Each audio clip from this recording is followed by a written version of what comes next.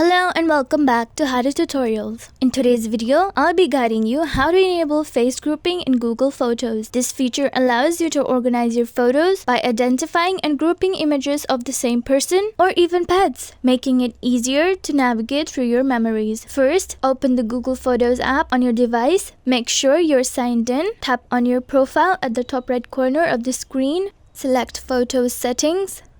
In the Settings menu, tap Preferences. Now tap on Group Similar Face to manage preferences for face grouping. Press on the toggle button to enable face grouping feature.